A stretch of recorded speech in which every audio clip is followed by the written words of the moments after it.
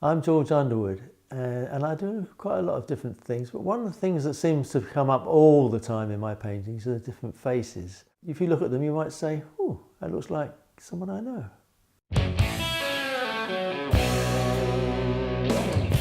I first met David when we were both enrolling for the Cubs, and there was an immediate sort of rapport we had. It was basically talked about music and stuff we'd listened to on the radio. You know, skiffle groups and how we were going to form a skiffle group. So we became friends immediately. Well, we formed bands together, of course. It was the King Bees. We made a record. That was the first time David made a record, and we were on Ready, Steady, Go. It was, it's fun. I mean, the 60s was crazy anyway. It was fun. We stayed friends all this time, you know, until his untimely death, unfortunately. The first album cover I did, David phoned me and said, I've got this friend of mine who's got an album coming out. I think you'd be great for doing the cover. Why don't you come and meet him? So I went up to town, Tony Visconti's flat. I sat down there with Mark and June's girlfriend, and David was there. And you know, when I listened to the first Tyrannosaurus Rex album, and I must admit I wasn't that mad about that music, to tell the truth. It wasn't really my sort of thing. But anyway, he talked about how he liked William Blake and various cosmic type things, like, you know, and he was, I think it was Tolkien and The Hobbit and stuff like that. So I got a rough idea where he's coming from.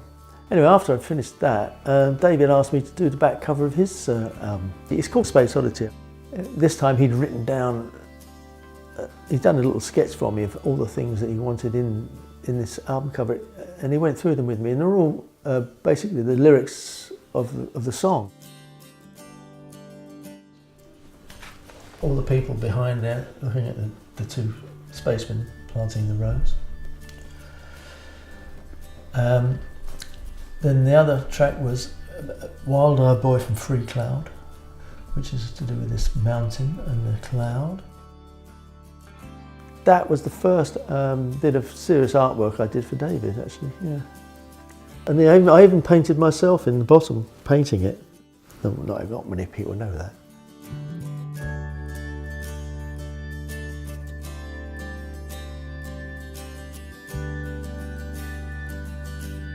My first drawings were when I was probably about 6 or 7 years old. I knew damn well in my heart that I was going to be a painter one day. That was my whole premise. In fact, the reason I wanted to get in the music business was to make some money so I could sit at home and paint. You know, that's all I wanted to do. And I've always felt that there's a very, very thin line between fine art and illustration. I think you'll find that Peter Blake calls himself an illustrator as much as he does an artist.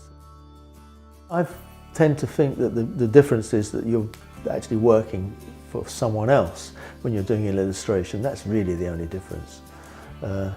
Whereas I think that painting, what I do it for myself first, and that's my threshold of painting is, if I like it, I'm hoping someone else does, that's all.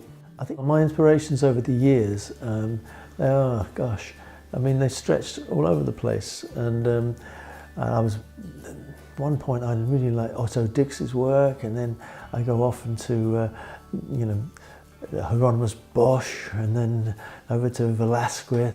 One particular painter that I picked up on, and I really love his work, is Gustave Doré.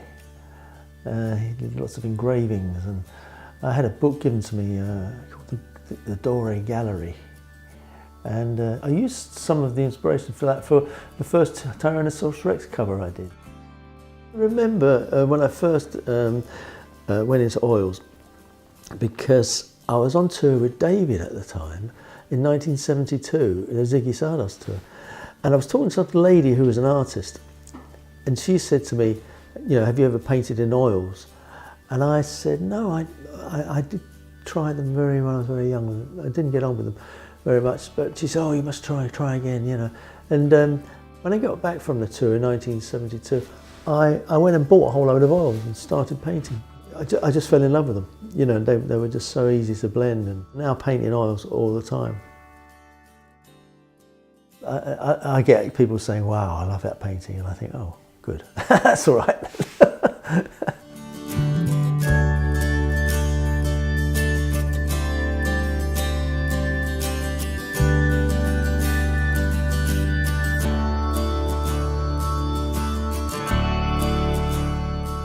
I think there's a word for people that see faces in everything. I can't remember what it is now, but I seem to have been obsessed by faces all my life, drawing them.